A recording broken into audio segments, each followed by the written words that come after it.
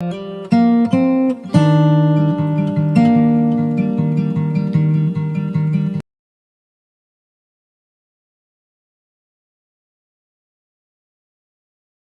eu sou Marcondes Santos e hoje você acompanha aqui mais um podcast, falar um pouco sobre essas culturas que nós temos no estado de Rondônia e uma das culturas que eu entendo que mais tem crescido e tem feito diferencial. Hoje está aqui conosco o nosso querido Hélio Dias, o meu companheiro aqui digamos assim, de banca, né, Hélio? De banca. Feliz, tá? Porque nós temos um convidado aqui, já você vai saber quem é. Convidado que tem muita autoridade nessa área, tem muita experiência, não é, Hélio? Muito. É um cara aqui muito técnico, inclusive com bagagem internacional. Olha, eu não preciso dizer que ele é doutorado, pós-doutorado.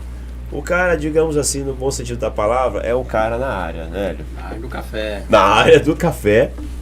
Falar um pouco aqui, inclusive você acompanhou aí o documentário que teve como ele roteirista, essa parte técnica e diretor, Robustas Amazônicos, Aroma, Sabor e Histórias que Vêm das Matas de Rondônia. Falar um pouquinho sobre esse documentário com ele também.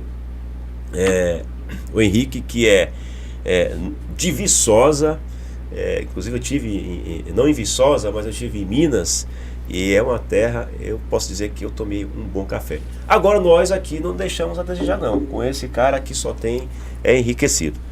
Hélio, é com você aí, falar um pouquinho desse convidado. Por favor, apresente esse convidado pra gente. Exatamente. 19 horas, né? Estamos iniciando aqui o nosso segundo podcast. Agradecer as pessoas que estão participando online, estão nos assistindo, tanto os técnicos, os produtores, os cafeicultores, as lideranças convidadas. Muito obrigado por nos prestigiar o nosso podcast. E é uma conversa franca aqui, né? Um bate-papo. É um bate-papo reto. Uma conversa de café. Uma conversa de café. Uma conversa realmente. de café.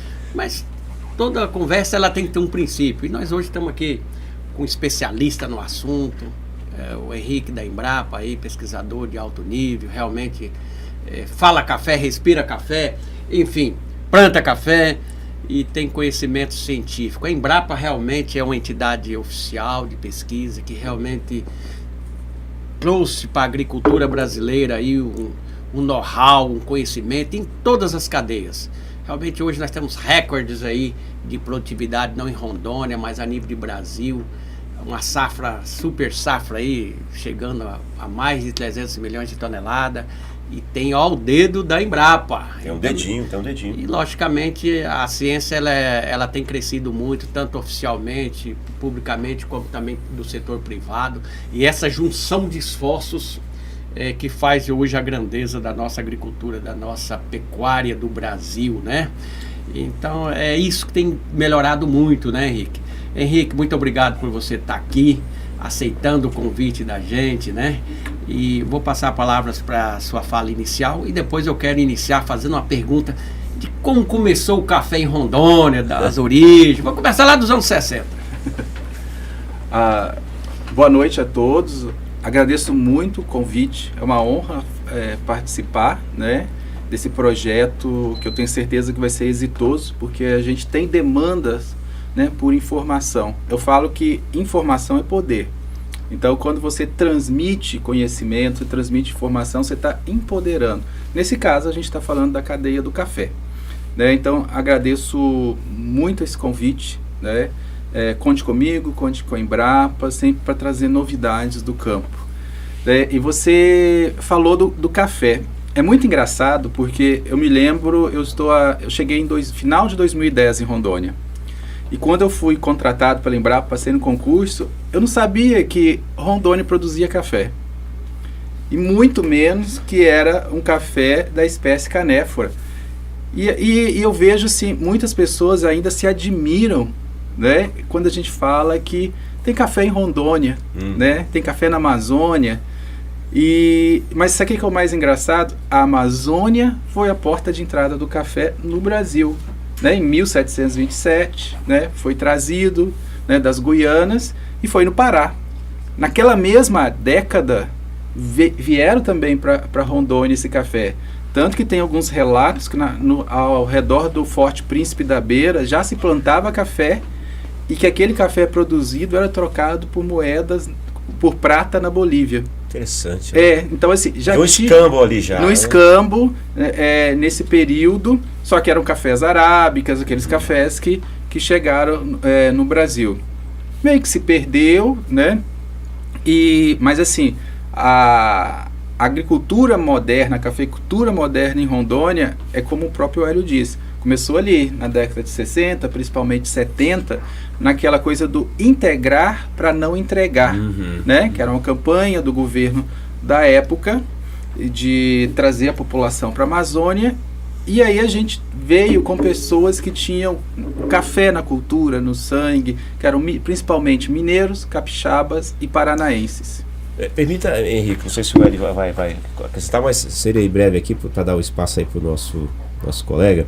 Tem uma história, inclusive, do pai e do filho, não sei se você sabe dessa história, o Hélio, lá para os anos 60, eu acredito que é o André e o Clodoaldo, eles vieram, acho que do Paraná, né, Hélio, e lá não dava certo quando a geada.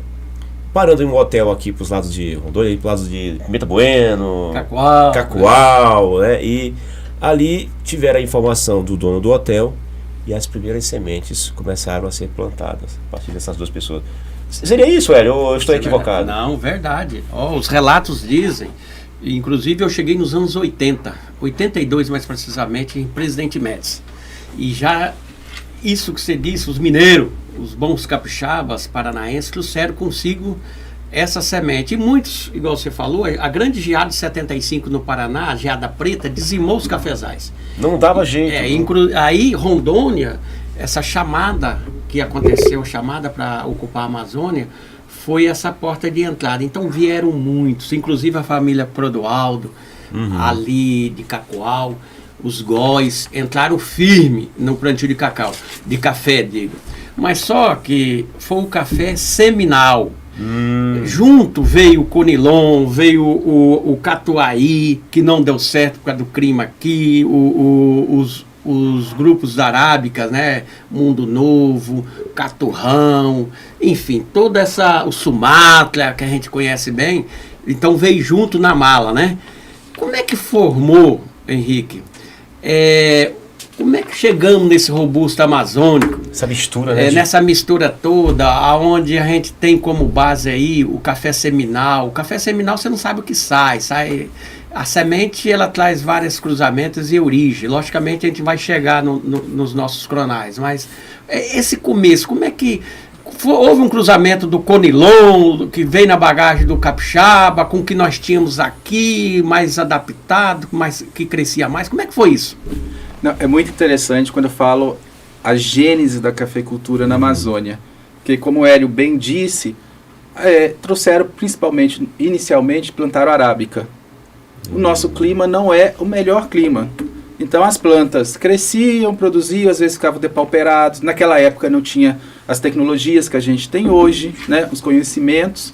Então, assim, era um plantio muito arcaico ainda. Mas a arábica produzia, gerava uma certa renda para o cafeicultor, para o consumo. Mas os capixabas, principalmente, tinham o costume do Conilon. E o Conilon se adaptou, era a cultura deles. Tanto que eles são o maior produtor de café da espécie Canephora Conilon do país. E aí, o que aconteceu? Eles viram que o Conilon se desenvolvia bem. Então, esse final da década de 70, início de 80, foi a fase do Conilon. Nesse período, a Embrapa já estava fazendo os estudos, né? E aí a gente tem o Wilson Veneziano, que era um pesquisador da Embrapa, já aposentado e falecido, faleceu uns anos atrás. E ele, na tese, no trabalho de doutorado dele, junto do IAC, ele trouxe uns materiais que foi escolhido até pelo próprio Dr. Alcides, que é um papa da cafeicultura nacional, e falou, olha, leva esses materiais que eu acho que eles podem ir bem na Amazônia. E o que aconteceu? Nesse período, ele trouxe os materiais para fazer experimentações científicas, e o próprio governo do estado tinha campanhas de distribuição de semente. E onde o estado ia buscar semente? Na Embrapa. Preto. Em Ouro Preto. Médici. Exatamente. Aí no meio, no eixo. A gente tem o campo experimental, né, da Embrapa em Ouro Preto, e naquela época o único via úmida, né, que é um sistema de processamento, que você descasca e fica só com o grão ou a semente que tinha, era na Embrapa. Então a Embrapa pegava as melhores frutos, fazia todo esse processo de seleção, descascava, secava tudo direitinho e enviava essa semente. Só que essas sementes, elas estavam carregando um material genético que as sementes que o capixaba trouxe não tinha. E esse material genético tinha muita carga genética desses cafés do IAC, Instituto Agronômico de Campinas, em São Paulo. E esses materiais eram predominantemente robustas. Aí o que aconteceu? Quando jogou esses materiais no campo, os cafés canéfora, eles têm uma coisa que é a fecundação, ao contrário do arábica, só abrir aqui. Só está falando do cruzamento. Eu li alguma coisa nesse sentido. Exatamente. Isso é muito importante porque não só isso definiu a nossa cafeicultura, mas isso define todas as práticas e processos e é um dos grandes diferenciais que a gente tem em arábica e conilon e robusta. O que acontece? O arábica, quando ocorre a antese, que é a abertura das flores, 95% ou mais das flores já estão fecundadas. Então não existe uma troca de material genético. É autopolinização. Isso. Termo técnico, digamos. Isso. Aí o que acontece? No canéfora, a gente tem a fecundação cruzada obrigatória. E por que isso acontece? Então imagina que a gente tem uma planta. Ok. Essa planta, a própria flor não se fecunda.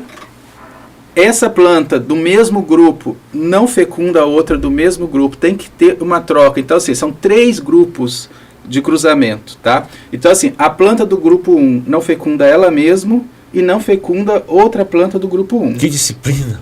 Aí ela vai fecundar do grupo 2 ou 3 e assim sucessivamente. Então, quando você tem essa fecundação, que a gente chama o arábica autógama, que tem essa autofecundação, e o canéfora alógama, que tem esse cruzamento, né? Então, o que você tem? Você tem uma dispersão de material genético muito mais ampla. Por que ocorre esse fenômeno, Henrique? Porque é algo que a gente vê que é natural. É natural.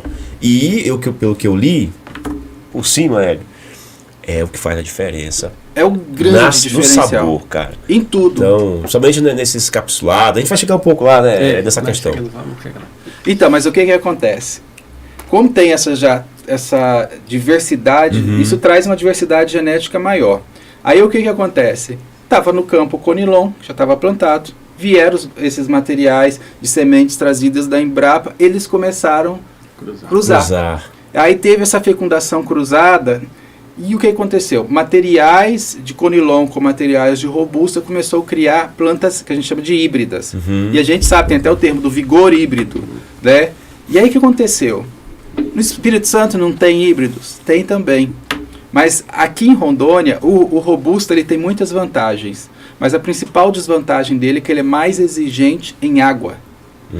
E aqui sempre choveu muito, comparado com o Sudeste. Aqui tem quase 2.000 milímetros de chuva, enquanto lá tem 1.900 a 1.200 nos anos normais.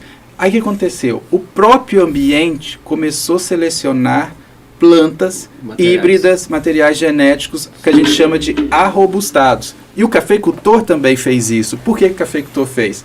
O cafeicultor, imagina você como cafeicultor, você vai na lavoura, quais são as plantas que você vai escolher? Aquelas mais vigorosas, aquelas, ou seja, robustas, que tem mais frutos, literalmente robusta.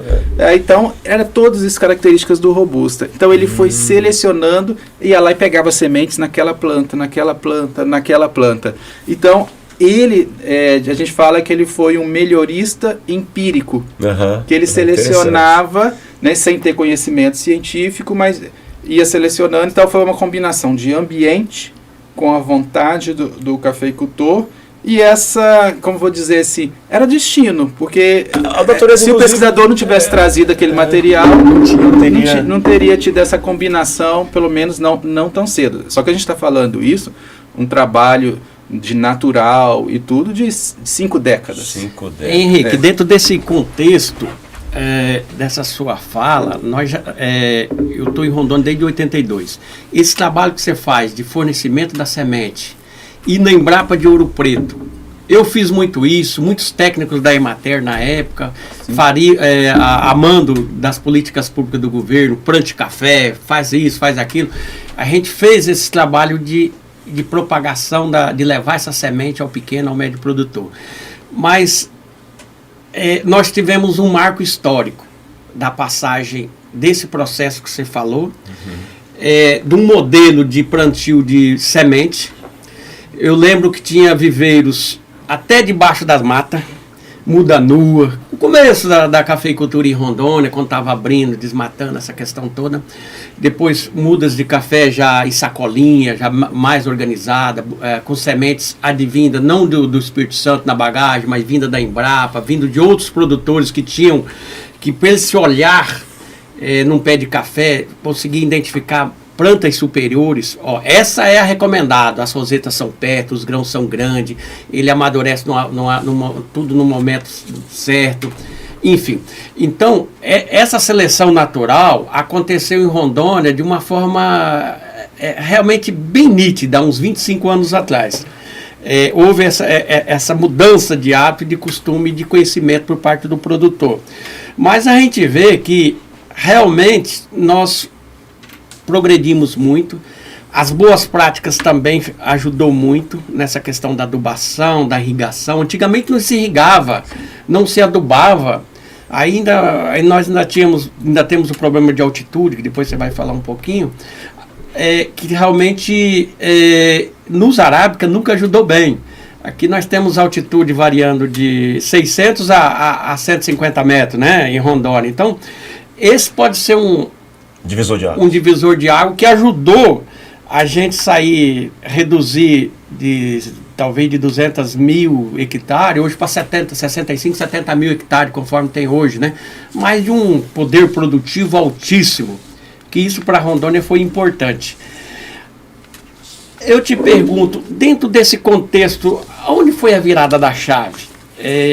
Como que aconteceu esse processo de sair de muda de semente, que a gente não sabe que tipo de planta que dá, para um tipo de padrão de crônica? Todas as plantas saem semelhante àquela que a gente conhece. E quem foi esses atores, além da Embrapa, dos BRS, quem mais ajudou a construir essa revitalização dessa nova cafeicultura? Você falou bem, a cafeicultura ela evoluiu em fases. Então vieram as pessoas certas, né, na década de 70, que já tinham essa cultura do café. Depois teve essa mistura que aconteceu de uma forma muito orgânica, do Conilon com Robusta, a percepção desses cafeicultores para selecionar. E o Hélio disse, quando você seleciona a semente, ela pode atrás uma mistura de carga genética muito grande e você não sabe o que vai dar. Pode dar coisa muito boa ou plantas medíocres. Então tinha uma diversidade muito grande, uma desuniformidade muito grande.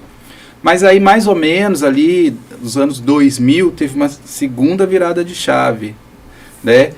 Na verdade a terceira, né? O primeiro foi os imigrantes, o segundo essa combinação genética e a terceira a clonagem. E o que aconteceu? Foi muito interessante, porque assim, eu acho que uma das lideranças, né? Nisso a gente pode falar o Geraldo Jacomin, ele desenvolveu materiais, mas assim, são técnicas que já estavam sendo realizadas no Espírito Santo e a gente tem uma troca muito grande. Então, assim, tanto a Embrapa quanto a Emater, a gente tem o Milton Messias, que era um disseminador de tecnologias, né? E trabalhou muito na secretaria, foi da Embrapa, trabalhou na secretaria, vinculado à Emater, na extensão. Então, o que aconteceu? Eu tinha uma planta material de excelência. Eu ia lá, eu clonava, eu sabia que as plantas filho era exatamente a cópia idêntica, né? É um clone. Então, isso trouxe uma revolução. Por que aconteceu? Eu ia lá, escolhia uma planta que eu queria, ou várias plantas que eram ideais, clonava e eu tinha uma lavoura com diversos clones. Né? E isso é uma outra coisa. Então, você teve essa combinação. Porque quando eu tenho clone, qual que é a vantagem do clone? Além de eu saber o que esperar daquelas características que eu já conheço, eu posso plantar... Na época nem plantava em linha, né? Eram os clones misturados na linha. Poderia dizer que tinha uma fórmula para isso. Isso, tinha todo um protocolo. Inclusive, a gente tem vídeos hoje que mostram o passo a passo. Por exemplo, você tem que escolher Você tem os ramos ortotrópicos e plagiotrópicos. O ortotrópico é o que indica o crescimento da planta e o plagiotrópico é o produtivo. Se você coletar a estaca do plagiotrópico, sua planta é louca, ela fica sem arquitetura, tombada. Então, assim, tem o momento certo, você tem a indução, você tem as coleções que você tem que manter quando você é um viverista. Tecnologias já. Muito interessante. É isso. Aí o que acontece? Essa virada de chave, realmente a grande virada de chave, foi essa clonagem, porque eu tinha mais homogeneidade. Então, quando eu tenho conhecimento e tenho expectativa, fica mais fácil para eu estabelecer estratégias. Então, assim, eles iam produzir igual a resposta do que eu dava no campo, a maturação ia ser a mesma. Quando a gente pensa na qualidade, também você tem um padrão. Então, essa padronização ajudou muito. Mas o que é interessante? Tem até alguns textos que a gente fala, o clone foi essa virada de chave, mas o clone não sozinho, porque junto do clone, hoje você não tem um produtor que planta clonal que não irriga, alguns fazem já fertirrigação, então assim, você tem um pacote tecnológico que está atrelado ao material clonal. Então você tem um material de elite clonado, que você já sabe as características dele, e você tem esse pacote tecnológico, e por isso que a gente saiu, e só adiantando um pouco, se você imaginar 20 anos atrás, que o Hélio bem disse, a gente chegou a ter 345 mil hectares de área plantada. É muita coisa. E a gente produzia o quê? 1,9 milhões nessa faixa. Né? E aí, assim, nessa área toda, a gente produzia menos de 2 milhões de sacas, e hoje a gente está ultrapassando a barreira. Né? Tem as medições que precisam ter as aferições, mas assim, a nossa medida oficial, né, IBGE e Conab, está passando 3 milhões de sacas numa área infinitamente menor, 60 e poucos mil hectares, né, não chegando nem a 70. E alta produtividade. E alta produtividade. E a gente saiu, você imaginar, há 20 anos atrás, era 8, 10 sacas por hectare. Isso era praticamente uma cafeicultura extrativista. 30 e poucas sacas, é isso? Não, hoje a gente está chegando 45 a 45. Tem 70 de 80. Então, Henrique, então isso deu pela tecnologia em si? Sim. Não só, óbvio, a Embrapa ajudou em pesquisa, e você já fala um pouquinho sobre isso também, sobre pesquisas, mas ela orientou bem, então, o cafeicultor. Eu falo que é uma corrente. Eu chamo de corrente do bem da cafeicultura. Porque assim, você tem todos os elos. Então, a Embrapa realmente tem um papel importante, que é gerar tecnologias, testar tecnologias, validar. Aí depois vem a extensão. Então, o que a Embrapa faz? Gera tecnologia e transfere tecnologia. Normalmente, para os técnicos que fazem a extensão. A gente tem o exemplo Senar, tem a Emater, tem os técnicos privados. E aí, vem o produtor. Então, essa combinação... Não adianta, por exemplo, eu posso ter uma tecnologia muito boa, mas eu não tenho a capilaridade de chegar no produtor da mesma forma que os meninos do Hélio têm. Mas, por exemplo, se o cafeicultor não acreditar na tecnologia, não adianta a Embrapa gerar, não adianta a extensão transferir a tecnologia, se o produtor não acreditar. Ele tem que acreditar e tem recursos. Inclusive, Hélio, não é? Havia um preconceito lá atrás dos agricultores nesse sentido, né? Tudo que com relação novo, à tecnologia, eu falo. Sim, tudo que é novo gera desconfiança. Né? Então, por exemplo, tinha gente que não acreditava nos híbridos, nem em milho. Né? Quem é dos mais antigos sabe, o pessoal gostava de plantar o milho crioulo, até achava que aquele milho híbrido ia causar doença na família, um monte de coisa. Aí começa, né, o que a gente chama de fake news. Né? Você chegou num ponto legal. Rede de clones. Tem muitas pessoas que estão nos assistindo aqui que talvez não tenham um conhecimento mais profundo do que é um clone. Os ramos ortotrópicos, por exemplo, da planta, são os brotos ladrões. Aqueles são o material que o viverista corta com 2, 3, 4 gemas e coloca na sacolinha para poder realmente ele rebrotar. E esse material tem problema de raiz, por isso que precisa irrigar, ele não tem raiz pivotante. Mas ele traz uma carga genética excelente, aquilo que nós esperamos, que chama produtividade, quantidade de café na saca e dinheiro no bolso do produtor, né? Esse é o que a gente espera, logicamente adotando as boas práticas. Essa rede de clones que hoje a Embrapa está reconhecendo, porque igual os híbridos, ele se avançou em todos os municípios de Rondônia. Lá surgiu o P50, por número, o apelido Jacominho, o Cabo de Alta Floresta, Rolim de Moura. São muitos clones que são hoje que a Embrapa está fazendo essa rede para reconhecer até o trabalho desses produtores que realmente identificaram essas plantas superiores no meio da sua lavoura. Uma lavoura de 10 mil pés, tinha lá 1000 pés superiores, e ali ele foi identificando, foram selecionando, foram plantando só daquele, e teve obteve, né, aquele café com produtividade satisfatória. Como a Embrapa está vendo isso, está fazendo isso a nível de estado, até para reconhecer o trabalho desses produtores pioneiros, exemplo Jacominho, exemplo outros do estado de Rondônia, né? Essa pergunta é maravilhosa, porque ela já leva a gente um pouquinho mais adiante e é excelente, está dentro do contexto. Porque você lembra que a gente falou que tiveram as revoluções na cafeicultura de Rondônia, essas etapas, né?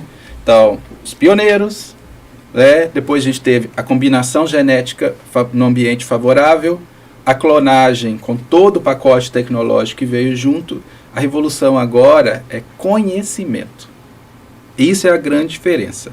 Por que eu falo? Sempre teve ciência, sempre teve conhecimento, mas hoje um cafeicultor, ele pega o celular dele, se a Embrapa não tiver tecnologia aqui, ele corre no mundo. E esse conhecimento que empodera o cafeicultor. Então, assim, foi feita uma seleção maravilhosa e massal, né, de forma empírica, pelos viveristas, pelos cafeicultores que eram mais detalhistas, né, meticulosos, observadores. E o que acontece? Esses materiais têm uma diversidade e carregam informações genéticas muito importantes. E a Embrapa falou assim, a gente tem que olhar para isso. Porque o cafeicultor, ele não pode ter uma postura passiva no desenvolvimento da tecnologia. O que eu quero dizer com isso? O cafeicultor, ele não é simplesmente a pessoa que vai lá, toma um pacote e usa de tecnologia. Ele pode participar do processo. E é aí que a Embrapa entrou com esse projeto, né, do que a gente chama de melhoramento participativo, né, o nome carinhoso, mas é um projeto de clone em rede, que é o quê? A gente está pegando todos esses clones, os principais clones do estado, então são número de 64 clones. É muita coisa. Só que o que acontece? Quando você pega os materiais da Embrapa, hoje no estado, a gente tem tranquilamente mais de uma centena de materiais genéticos, tá? Seja o da Embrapa, o dos viveristas e outros que todo ano pipocam um clone novo. Isso é muito bom. Mas quando você pega o material da Embrapa, por exemplo, a gente sabe se ele é resistente a nematóide ou não, quanto que a expectativa de produção em sequeiro, irrigado. O nematóide seriam as doenças. Sim, a nematóide é uma praga de solo, né? É um vermezinho microscópico que gruda na raiz e suga, né? E aí, que forma galhas, que a gente chama. Aí o que acontece? Isso aí diminui produção, pode levar à morte da planta. E tem algumas plantas, principalmente alguns materiais de robusta, que são resistentes ao nematóide. Então, mas aí a gente faz vários testes. Por exemplo, algumas plantas são resistentes à ferrugem, isso é uma característica também do robusta em relação ao conilon, em relação à arábica. Então, quando você pega os materiais da Embrapa, a gente já testou para tudo. A gente sabe, inclusive, qual o grupo de compatibilidade. Então, assim, esse clone é do grupo 1, esse é do grupo 2, esse é do grupo 3. Porque, assim, se eu plantar todos os materiais, minha lavoura, com clone só de um grupo, ela não vai produzir nada. Eu vou ter que virar produtor de chá. Fórmula, tem que ter no mínimo 4 ou 5 clones. Você garantir que você tenha essa combinação de 1, 2 e 3, para ter esse cruzamento. Toda essa informação a gente tem para os materiais da Embrapa, mas para os materiais do produtor, não. Então, o que a Embrapa pegou? Ok, os cafeicultores, eles já pegaram esses materiais, já fizeram vamos dizer que eles já fizeram aí uns 50% ou mais do trabalho. Agora a Embrapa entra com conhecimento, e conhecimento científico. A gente está testando no campo, em diversos pontos, com parcerias, e testando esses materiais, e aí a gente vai virar para os cafeicultores e falar, desses 64 clones que a gente testou, esses 64, o seu clone, ele produz mais ou menos que a média, ele é resistente. A gente está, inclusive, traçando o perfil sensorial. Ele vai saber na xícara Sabor. o que esperar desse café. Aí eu entro aqui pegando o teu gancho no artigo que você escreveu. Eu acredito que você fala um pouco sobre essa questão da ciência e a evolução social na cafeicultura na Amazônia. Aí a gente entra nessa questão, Hélio, dos sabores. Eu queria que tu falasse um pouquinho sobre isso. Depois de caracterizar esses exatamente. Pronto. E isso é maravilhoso. Seguido, né? Porque assim, o que a cafeicultura de Rondônia tem? Tem material genético que é robusta, amazônico. E o que é interessante nisso? Que até uma década atrás, a gente chamava nosso material de conilon, por influência do Espírito Santo. Quando eu comecei os trabalhos na Embrapa, isso me incomodou. 2010, né? Vamos colocar aqui, esse incômodo surgiu em mim em 2012. Porque eu estava submetendo um projeto, então a gente tem que fazer revisão bibliográfica, revisão científica, para contextualizar. E eu peguei alguns trabalhos, e nesses trabalhos falavam assim, que o nosso material era robustado, e que nosso material tinha um trabalho feito com marcador genético. Nossa. E era um trabalho caro, foi feito como cafés de Rondônia, cafés do Espírito Santo, e mostrava assim, quando usou o marcador genético, o nosso café vinha para cá no gráfico, Espírito Santo aqui. Nossa. Aí eu perguntando aos colegas, eu falei, nossa, eu vi esses trabalhos e tudo, por que nosso material diferencia? Aí contaram toda a historinha do IACs, que a gente acabou de falar. Aí eu falei mais, então o nosso material tem características de robusta, é robustado. Ele falou, e por que a gente está chamando o nosso material de conilon? Se ele separa do conilon do Espírito Santo, se ele é robustado. É um híbrido melhorado das condições da Amazônia, né? Que é aí que vem a questão do poder do conhecimento. Aí teve até um colega que falou assim, Henrique, a gente trabalha com pesquisa, isso aí é marketing. Eu falei, não, porque se a gente não levar a informação de que o nosso material é robusta, como que eles vão fazer o marketing? Exato. Né? Primeiro tem que fundamentar. Isso. Aí eu lembro que eu fui na Câmara Setorial do Café, expliquei toda essa história, o Tuta saiu dali, né, o presidente da Câmara Setorial, e deu uma entrevista, ele já chamou o café de robusta naquele instante. Nossa, já ficou marcado ali. E dali pra frente a gente começou, robusta, até que em 2018 a gente batizou definitivamente na revista Cafés de Rondônia. Que nossos cafés, escreve, inclusive. Isso, robusta artigo. Amazônico. E aí, a partir dali, a gente tinha um café diferenciado. Mas ele era diferenciado em tamanho de peneira, o Hélio sabe disso. As peneiras do robusta são diferenciadas. Ele é uma planta muito vigorosa, mas como é que esse café é na xícara? E aí a gente fez estudos. Sabor, questão sensorial. Isso, na questão sensorial. E aí a gente fez estudos e viu que o café robusta, ele também se diferencia na xícara. E muito. Então foi muito interessante, porque assim, o conilon, tem conilons exóticos, tem de todo tipo. Mas na média, eu estou falando de média, na média o conilon ele tem uma tendência a bebidas mais neutras, suaves, digamos assim, quando ele é bem tratado. Eu quero te aproveitar, Henrique, permita aqui, uma questão, vou comparar, tá? O vinho para o café, vamos lá, vamos falando de bebida. Essa é uma comparação perfeita. Não é? Então assim, eu queria que você explicasse para as pessoas em casa, para elas entenderem, porque nós tomamos café, eu acredito que desde criança. Óbvio que o vinho você tem que tomar na fase adulta. Mas fala um pouquinho nessa comparação do vinho com relação à questão do café, com relação a sabores. E essa evolução, inclusive você trata isso no teu artigo. Sim, eu costumo brincar muito, principalmente quando estou comparando robusta com arábica. Isso. Eu falo que é como se estivesse comparando vinho branco e vinho tinto. Né? Cada um tem a sua característica. Cada um tem o seu perfil de qualidade e você pode preferir um ou outro, ter um momento de um ou de outro. Cabernet, aí aquela coisa do diferencial. Exatamente, você pode ter os rosés, que seria uma espécie de blend, de mistura. Né? Então o que acontece? Quando você tem o arábica ele seria o vinho branco, porque ele é um café mais suave, muito adocicado, muito agradável, mas ele não é um café encorpado. Ele tem, é como se fosse um café mais aguado, água de batata. Sim. Mais suave. Para o doce. Para quem está acostumado e gosta de cafés mais fortes, vão chamar de água de batata. Minha mãe falava, esse café... Então, eu até brinco, quando a gente pega, normalmente os cafés finos, eles são mais suaves. Aí eu até falo assim, usa o dobro do pó. que não vai amargar. Não vai então você amargar. precisa de menos açúcar. Mas o que acontece? O arábica, ele tem doçura, ele tem acidez, mas ele é extremamente suave e delicado. Quando você pega o robusta, ele tem uma pegada forte. Ele é encorpado e ele tem todas essas características. Ele tem doçura, ele tem uma acidez mais sutil. Isso o padrão normal. Mas ele é extremamente agradável, que é um tipo de café que você bebe, você sente ele nas papilas, ele preenche a boca, sabe? É o café. É o café. Então, assim, para quem gosta de um café de qualidade, mas não abre mão desse encorpado, desse corpo, nossa, o robusta, ele é perfeito. E você pode ter blends de arábica e robusta, isso tudo. Mas a gente estava falando do Conilon versus robusta.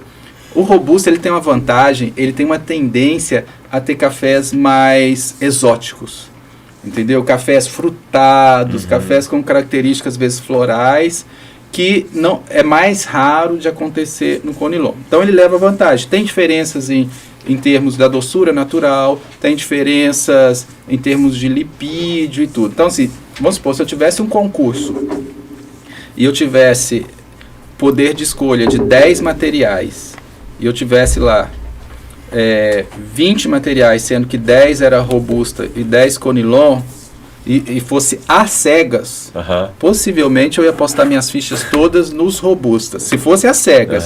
Agora, se eu pudesse provar, obviamente eu ia provar os 20, iam ter vários Conilons que iriam me agradar, e eu selecionaria. Mas às cegas, na média, por que isso? Porque ele leva uma certa vantagem, sim, para a qualidade. Assim como leva na peneira, os grãos são maiores. Ele é diferenciado. É diferenciado. Qual é a grande desvantagem do robusta em relação ao Conilon? O Conilon é extremamente tolerante à seca, quando comparado. Mas qual que é a vantagem dos nossos robustas, que são híbridos? São híbridos com mais característica robusta. Porque ele pega algumas características boas também do Conilon. Tem alguns robustos que são resistentes à seca. Então, assim, essa diversidade genética é muito grande. E é por isso que a gente tem trabalhado esses clones na Embrapa, para conhecer as características. Olha, e é muito... Eu vou até dar um spoiler aqui. Opa. Eu estava analisando com o pesquisador Rodrigo, e assim, desses 64 clones, é muito interessante. Quando a gente vai pensando em qualidade, tem desses 64 clones que a gente está testando, alguns que ele tem um padrão de bebida muito próximo da neutralidade, daquele padrãozão que a gente já espera. Tem outros que são intermediários. Então, assim, em bons anos vai dar uma bebida muito boa, aquela coisa toda. Agora, tem outros que ele já tem uma característica excepcional. Então, o que acontece aqui, ó? Esse da característica excepcional, eu tenho desse grupo de 64, deve ter lá uns 10 a 15 clones, que seriam os clones que eu plantaria se eu quero concorrer num concurso de qualidade. Jogou, né? Isso. Vai estar uns 15 ou 20 clones aí, cabeceira em Rondônia. Para qualidade. Eu vou fazer um parênteses aqui. Antes de entrar na parte final, que é pós-colheita, comercialização, exportação, falar um pouquinho sobre a questão das boas práticas. Tudo isso que você falou é um combinado que o produtor domina aqui em Rondônia, para que as pessoas que nos assistem tenham conhecimento.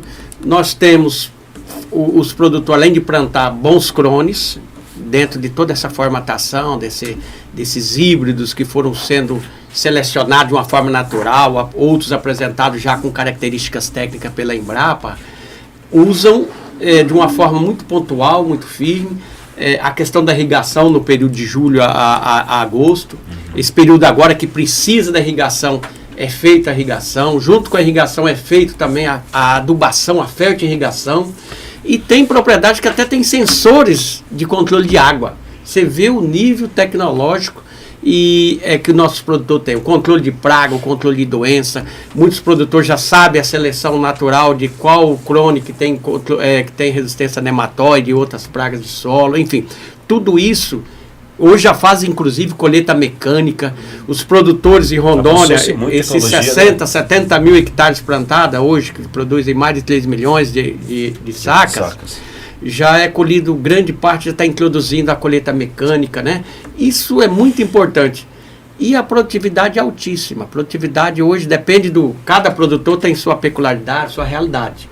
emprega um nível de tecnologias com assistência técnica da Emater, do Senar, da nossas revendas. A gente tem visto que a nossa produtividade em Rondônia ela tem sido muito superior a outras regiões. Uma, porque os materiais genéticos são bons.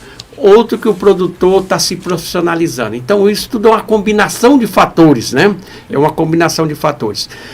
E dentro dessa ótica, desse olhar, o nosso produtor, o nosso Robusto da Amazônia, não serve só para brand. Hoje ele é sozinho, ele dá um café de alta qualidade, de alto sabor, conforme você já colocou. Antigamente, quando se secava no chão, há 40 anos atrás, nós tínhamos um café sem qualidade. Mas hoje não. Rondônia mudou de uma vez por toda o formato de produção. Nosso sistema de produção é de alto nível. Você acha que, além de todo esse uso dessas tecnologias, a questão da colheita, dentro dos 80%, uma boa colheita, usando todas as técnicas recomendadas, tem sido diferencial? É o princípio, tá, de tudo. O que acontece? Eu falo que é como se você tivesse numa corrida. Então você vai lá, você escolhe os materiais genéticos, prepara todo o solo, cultiva direitinho, aí você cuida dos frutos durante o desenvolvimento. Aí quando chega no sprint final da corrida, aí você olha para trás, tira uma foto e coisa, quando você vê, passam por você. E é mais ou menos isso. O final você não pode titubear, porque você perde todo o trabalho da corrida. Então o que acontece ali? Você imagina que eu vou e produzo um fruto perfeito, mas ele está verde. E aí eu vou, como qualquer fruto verde, tem gente que até gosta de manga verde, mas assim... Com sal. Com sal. Você já precisa de alguma coisa. Então, assim, se eu colher esse fruto verde, muitas vezes ele não terminou de granar, eu posso perder de 20% a 30% em massa. Em massa? Em massa. Esse café na xícara, eu vou precisar colocar muito açúcar, porque eu não deixei ele pegar a doçura natural dele. Então, eu perco em qualidade. Então, assim, eu perco massa e eu perco qualidade. Então, e muitas vezes o cafeicultor fica apressado para colher, e aí... Para pagar o banco. Para pagar o banco. O boleto. Isso é aquela parte do empreendedorismo e estratégia, porque assim, não importa o seu tamanho, você tem que entender sua propriedade como uma empresa. Exato. Então, você é um gestor. E dentro da sua gestão, você já tem que se organizar para saber que, às vezes, eu vou ter que esperar 30 dias a mais para colher no momento certo. Entendeu? Se eu fico louco para colher ali, você imagina assim, se eu virar para qualquer produtor do estado e falar assim, olha, a saca custa R$1.000. Se você colher certo, eu vou pagar 1.300. Só que você tem que colher maduro. A grande maioria vai esperar para colher maduro. Só que ele não faz a conta reversa. Quando ele colhe verde e vende a saca por R$1.000, na verdade, ele está deixando de ganhar aí de 20% a 30%. Ele está perdendo 30%. Uns R$200, aí, R$300. Não vale a pena esperar. Sempre vale. Agora, tudo isso tem que ter um trabalho. Por exemplo, broca. Broca é uma praga importante para a qualidade, ela faz galerias nos grãos, e eu tenho que ter todo um controle. Porque assim, para eu esperar amadurecer, eu não posso ter broca, né, como praga. Então, senão, se eu vou colher esse grão, já vai estar todo brocado e perde massa também. Então, é um conjunto da obra, mas aquele é o momento crucial. E se você colher verde, o resto da pós-colheita vai para o buraco. Sabe por que vai para o buraco? Tem até uma coisa que eu falo, você tem o ciclo vicioso e o ciclo virtuoso. O virtuoso eu vou colher maduro, assim que eu colher nas primeiras 24 horas, eu vou iniciar o processo de secagem, eu vou secar numa temperatura entre 35 e 45 graus, que é uma secagem lenta, na temperatura adequada. Depois eu vou armazenar em sacarias limpas, no ambiente também limpo, arejado, para então comercializar esse café. Esse é o ciclo virtuoso. O vicioso, o que já acontece? Muitas vezes ele até cuidou bem da lavoura, Aí tá aquela planta linda, ele vai lá, colhe 80% verde. Ele não quer esperar. Porque tem que pagar o banco, como às vezes o problema é mais cultural do que o banco, tá? Eu tenho esse costume de colher assim, meu pai fazia, eu tô bem colhendo assim, tô ganhando dinheiro. Esse é um recordista aí. A cadeia compra, né? Aí o que acontece? Ele vai e colhe verde. Como ele colheu verde, ele não tem a preocupação com a secagem. Não tem tipo. Aí ele vai colhendo. Quando ele é um grande, talvez ele já leve para o secador. Mas ele não fica marcado no ramo nesse sentido? Não. Sabe por quê? Ele se mistura com os demais. Na verdade hoje fica marcado quem faz bem. Olha só. Quem faz mal, ele está no bolão da commodity. E a commodity, infelizmente, ainda aceita o mau trabalho. Aí ele colhe verde. Eu estou falando de quantidade, não de qualidade. Às vezes tem cafeicultor que espera de 7 a 10 dias para secar o café. Eles até falam a expressão igualando no campo. Iguala mesmo. Iguala, né? Deixa tudo uma porcaria. Né? Aí esse café fermenta negativamente. Aí depois disso, o que acontece? Ele vai e seca. Você lembra que eu falei 35, 45? Sim. Ele seca com 300 graus. Tem secador que às vezes pega fogo, tem acidente, o cara perde. Ou seja, qualidade zero. Não, você imagina 300 graus, é mais ou menos, é mais do que a temperatura da torra que a gente usa para torrar. Quando o café tem mais de 800 compostos voláteis, altas temperaturas, tudo que tinha de sabor e óleo que ainda tinha vai embora. Aí o café fica o quê? Insosso. Fica aquele café que você tem que colocar açúcar mesmo. Você vai tomar garapa, você não vai tomar café. Henrique, você aguçou a curiosidade do Hélio aí. Essa parte dos cuidados pós-colheita, para fazer um bom café commodities e para exportar, tipo 6, você sabe que já em Cacoal, na região da IG ali, muitos produtores já vai começar a exportar, algumas cooperativas, inclusive usando o nosso porto daqui a uns dias, né, para ganhar a escala. Você acha que tem como os produtores se organizar, que muitas vezes o difícil é fazer volume, é você ter uma quantidade de café para você exportar. Falta cooperativa, muitas vezes é uma. Deveria ser várias cooperativas no estado, de pequeno porte de cafeicultor. Você acha? Qual seria a estratégia de comercialização? Tanto de café commodity como café especial. E antes de você finalizar, não esquece de falar um pouquinho sobre os cafés especiais, como que isso está acontecendo no estado e se isso é uma alternativa viável, né? Além de ter o café commodities, que é o de exportação em grande escala, também tem os cafés especiais que marcam o nosso café robusto dentro da produção do estado. Então, bem lembrado. O que a primeira coisa que a gente tem que saber, assim, não é um pecado produzir commodity, mas até a commodity precisa ter qualidade. E o que é a qualidade da commodity? Primeira coisa, o café, ele pode ser commodity, mas ele não precisava ser seco a 300 graus. Ele pode ser seco a 50, 60 graus. Tá? Ele, por exemplo, eu colhi verde, né, não é o ideal, mas assim, por exemplo, agrotóxico, agroquímico. Eu tenho tempo de carência, o volume certo de calda e tudo que eu tenho que usar. Se eu usar além da conta ou de forma inapropriada, eu contamino meu café. Se eu não inicio o processo de secagem ali dentro das primeiras 24 horas, meu café está sujeito à fermentação negativa. Essa fermentação negativa pode dar uma coisa no grão que chama ocratoxina. E ocratoxina é uma micotoxina, toxina de fungos. Você já viu amendoim? Tem a aflatoxina e tudo. O que acontece? Tem um limite para isso. Ele fica murchinho. E dá fungo, bactérias. Aí o que acontece? Isso daí atrapalha a qualidade, mas também causa danos para quem bebe esse café.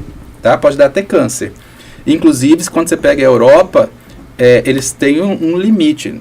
Tá? Então, por exemplo, se você fizer sua commodity muito mal feita, com muitos defeitos, e ela tiver presença de ocratoxina, às vezes você não consegue exportar seu café. Tá? Então, isso é um ponto. Então, assim, a commodity também pode ter qualidade. Ela pode ser um tipo 6, né, na classificação. Melhor se ela não for de fogo direto, que enfumaça. Você tem fogo indireto e indireto no secador. O direto, ele traz fumaça e fica um café mesmo. Se fosse um churrasco, estava ok. Mas né? Então, o que acontece?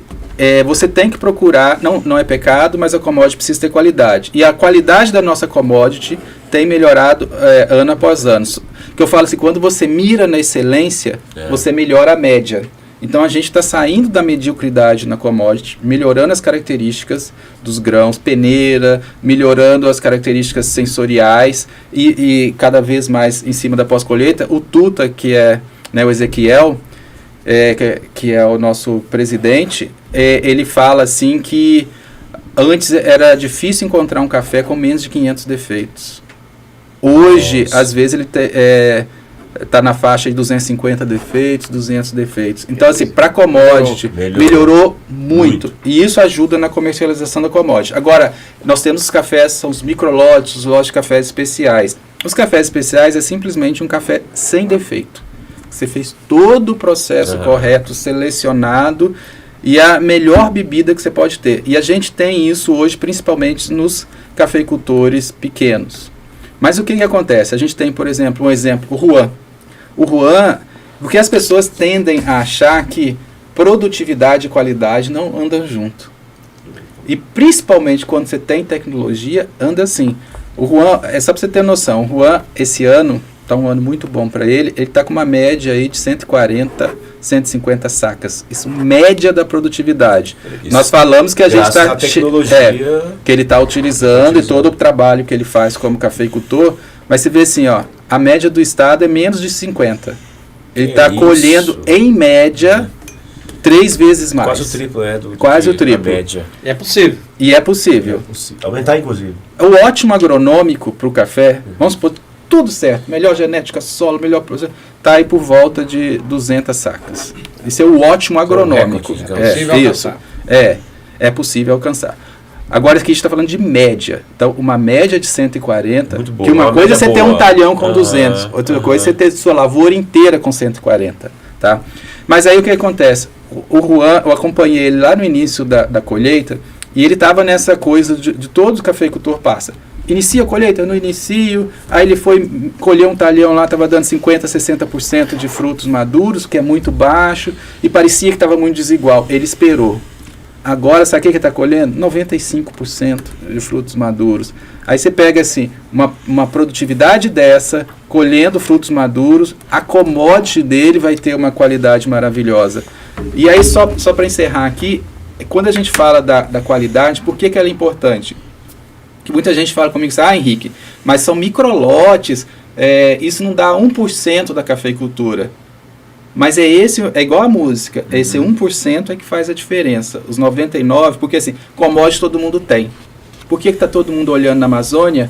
Que a gente tem um café diferenciado, um terroir diferenciado, que ganha tudo quanto é concurso fora do estado. O último ganhou das 20 cafés, 15 eram de Rondônia. Lá em Belo Horizonte, na Feira Internacional do Café. Henrique, Hélio, nós estamos caminhando aí basicamente para o final. Eu queria já está tocando na questão, Hélio, da produção, né? Nós temos aí 97% do café produzido na Amazônia. Basicamente, nós estamos falando do canéfora, né?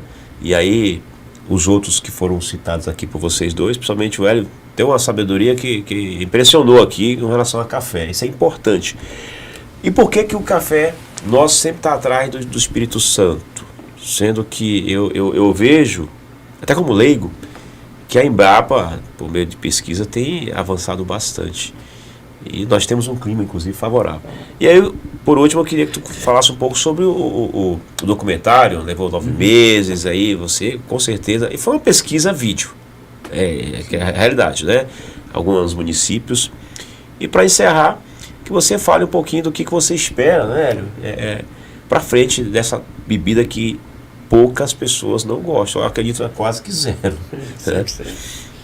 Não, é muito interessante isso. Porque, assim, primeiro, o Espírito Santo é realmente o maior produtor de café. E ele produz com excelência arábica e canéfora. Né? Ele é produtor de conilon, é o maior estado, está entre os 5 maiores produtores também, geral, quando você pega os dois. Mas o que é interessante nisso? Hoje o Espírito Santo está entre 12 e 14 milhões de sacas. A gente está com 3 milhões, né? Segundo o Conab. Mas quando você pensa em qualidade, nós não estamos nada atrás. Talvez a gente esteja até em vantagem, tá? É difícil falar isso, mas assim, talvez a gente esteja em vantagem. Pelas características do café, o trabalho que a gente vem fazendo, e às vezes eu encontro uns amigos lá do Espírito Santo e falo assim, agora a gente que está correndo atrás. Agora, em relação a volume, a gente vem crescendo e uma coisa importante para a gente crescer, a gente tem clima, produtores que sabem produzir, né? Agora a gente está na Amazônia. Então é preciso a gente investir em sustentabilidade, entendeu? Então a sustentabilidade é continuar mantendo essa produtividade, usar os produtos certos, fazer todas as boas práticas. E a gente está até começando um projeto agora que é com carbono na cafeicultura. Na IG, né? Na região da IG, porque é para mostrar que produzir café na Amazônia pode ser favorável ao ambiente. Acredito que em 3 anos a gente já vai ter as respostas para isso. Por que isso é importante? A gente tem que demonstrar que cafeicultura não desmata em Rondônia, que o nosso café tem uma pegada ecológica boa, né? Então tudo isso, só que assim, eu não posso fazer simplesmente um discurso, fica vago, eu tenho que comprovar. E aí que vem os estudos científicos, numa parceria que a gente está com a Cicobi, que está custeando junto com a Embrapa, né? O governo ajuda, todo mundo se empenha nisso, porque isso vai ser um outro marco que vai ser importante para a comercialização, porque as pessoas ainda torcem o nariz, mesmo tendo qualidade, mesmo sendo produtivo e tudo mais, quando fala é um produto da Amazônia. Então a gente tem que mostrar assim, a gente é amazônico, mas a gente não está vinculado a desmatamento. Agora, sabe uma coisa interessante? A gente está fazendo levantamento, tá?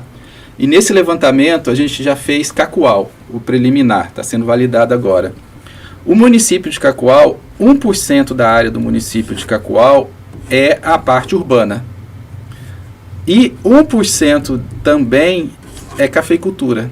Então você vê assim, ó, nós utilizamos em Cacoal apenas 1%. Se os outros municípios, vamos supor que isso esteja entre 1% e 2%, área.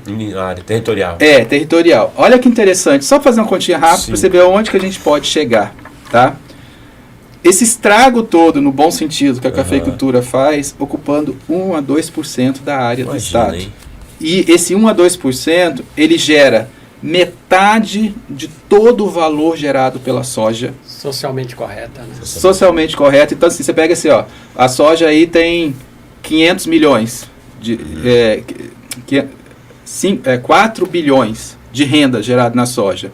Só que você pega lá, não chega a 1.000 produtores. Você pega o café, 2 bilhões. Só que são 17 mil famílias. Então a distribuição é maior. Outra coisa, a área de soja hoje é quase 10 vezes, são 500 mil hectares, quase 10 vezes a área do café. Então olha como o café é importante. Numa área 10 vezes menor do que a soja, ele tem uma renda, a geração de riqueza de 50% do que a soja. Ainda paga mais imposto, porque a soja é produto de exportação, aquela coisa toda. Aí você pega a pastagem, a gente tem aí 8 milhões mais ou menos de área de pastagem. Então você imagina que com 1% a gente já faz isso tudo.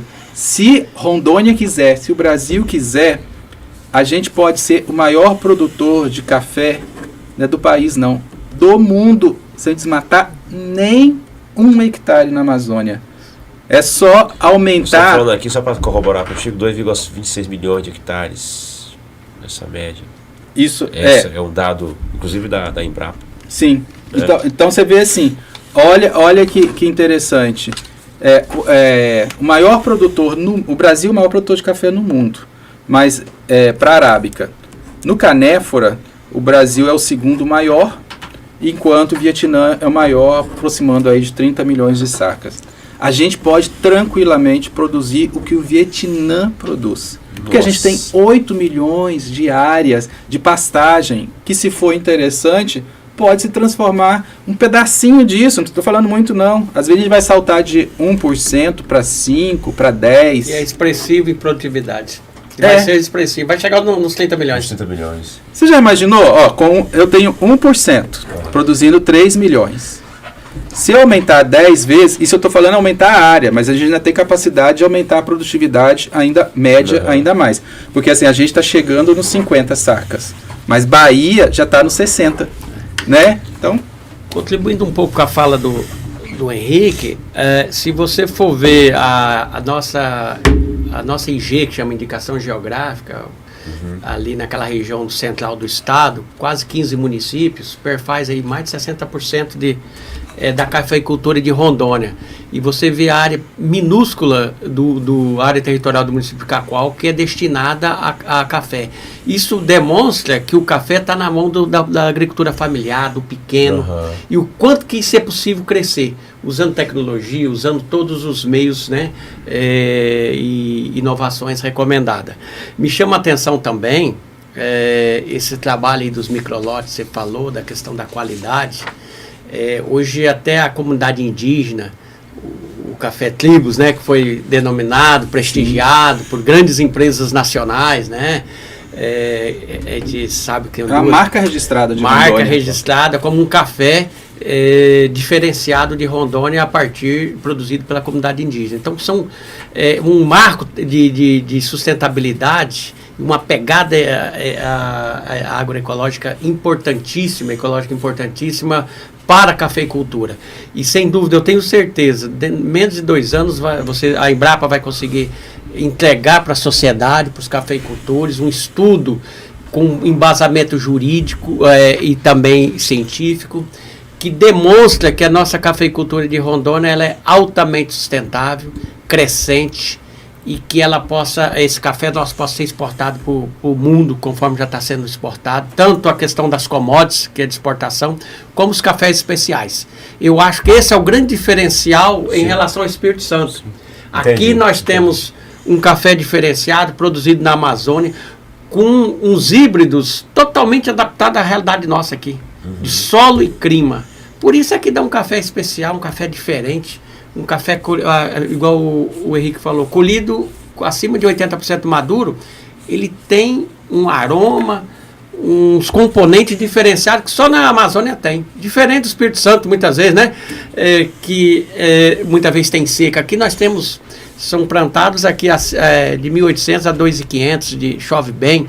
Então é esse tipo de microclima, de clima que transporta, no meu modo de ver, esses componentes para a bebida. Esse é o diferencial. Com certeza. O refino, né? E por isso, inclusive, a indicação geográfica é um selo que a gente dá, né, um reconhecimento para produtos nobres que não tem iguais em nenhuma outra região. Digamos assim, popularmente falando. Para qualidade. Então não existe IG para mediocridade, é só para excelência. E o que é interessante? Em relação ao café de Rondônia, para resumir, você pode ter produtos similares, iguais não existe. Não existe. Viu que diferencial? Nossa. Olha, foi uma aula hoje aqui, né, que nós tivemos com o nosso querido Henrique. Henrique, a gente fica assim, lisonjeado, honrados com a tua aula, com a tua presença aqui. Queria deixar aí para você finalizar, inclusive orientando, né, o cara que está ali lidando diretamente, o leigo como eu, né, que gosta de café. Fala um pouquinho aí. Não, eu queria agradecer essa oportunidade, tá? É uma honra para mim poder falar sempre do café. A gente respira, vive, bebe café, gosta de café. E assim, só para finalizar, agradecendo, se precisarem, pode procurar a Embrapa. Café, assim, a gente pode falar um programa inteiro só de IG, sabe? A gente pode falar um programa inteiro só de pós-colheita, porque, assim, é realmente muito rico, né? Um só de qualidade, trazendo, degustando. Então, assim, mas é só lembrar que a gente tem um terroir amazônico. E terroir é uma porção de terra importante, que tem características que dão produtos diferenciados. Mas o terroir, ele é um tripé. E esse tripé é genética, que a gente tem, o ambiente, que é favorável, como o Hélio disse, e o saber fazer, que é a parte do cafeicultor. Então, esse tripé tem que funcionar junto. Então, não adianta eu ter genética, ter o ambiente, se o produtor faz mal feito. Mas às vezes o produtor faz muito bem feito, mas se não tem a genética e o ambiente não é favorável, também não funciona bem. Então, assim, a gente tem que andar em sintonia, e eu posso garantir para os cafeicultores, as duas pernas do tripé a gente já tem, que é a genética e o ambiente. Verdade. Então, é só correr atrás, e o que eles estão fazendo, cada vez fazer o seu melhor, e sempre matar a gente de orgulho, né? Muito Porque bem. Os nossos cafés, sem sombra de dúvida, não são os melhores do país, não. Nós estamos entre os melhores do mundo. Interessante. Aí, obrigado mais uma vez. Hélio, por favor, faça as honras aí, a despedida para aquela... Tá certo. Principalmente resumindo a questão do produtor, os técnicos que estão em campo, Hélio, um comentário para finalizar o A programa. conversa, quando é boa, passa de 1 hora e a gente não vê o tempo passar, né? Agradecer aí ao nosso pesquisador, o doutor Henrique Alves, da Embrapa, agradecer toda a sua equipe de pesquisadores, agradecer também os nossos produtores, os nossos cafeicultores, os nossos técnicos do Senar, da Embrapa, da Emater, da iniciativa privada, que realmente contribui, tem contribuído e vai contribuir para o crescimento. É igual o Henrique disse, nós temos espaço para crescer muito, produzir de forma sustentável, e esse é o caminho, produzir de forma sustentável. E nós vamos estar juntos aí nessa luta, nesse trabalho forte, para cada dia melhorar. E nós aqui do podcast sempre trazendo uma boa informação, né, Henrique? A boa informação, ela cabe em qualquer lugar, hein? E nós temos um vasto campo aí, todas as cadeias. Henrique, nós vamos precisar de você mais outras vezes aqui, para a gente detalhar. Nós demos um passeio na cafeicultura, desde a sua origem até a colheita. Numa hora realmente não se discute com profundidade, mas as pessoas que nos acompanham, nos nossos meios de comunicação, pelo menos ficou informado sobre a cafeicultura revitalizada, a nova cafeicultura com tecnificação, a forma como os nossos produtores estão produzindo com alta produtividade. Isso que é importante. Nós estamos aí entre o Estado brasileiro que tem uma produtividade mais alta, que adota a tecnologia. Isso que é importante. Muito obrigado, então, a Muito todos. bem. Então tá aí. Hoje nós encerramos aí com mais um podcast, sempre aguardando você, eu e o Hélio, às 19 horas. Você já sabe, inscreva-se aí no nosso canal, nossas redes sociais. E falando hoje de uma boa bebida que todo mundo bebe, que é o café, o melhor café do mundo, eu diria. Até a próxima... O próximo encontro, né? Até a próxima. Nosso podcast. Até lá.